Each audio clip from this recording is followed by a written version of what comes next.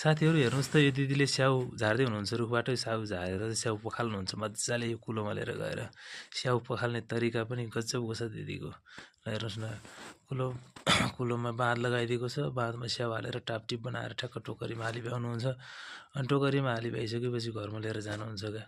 यस्तो तरिकाले अब घरमा लिएर गइसकेपछि हेर्नुहोस् त ट्याक्क लिएर गएर ग्रेडिङ छुट्याउनुहुन्छ हरियो पाकेको एकतिर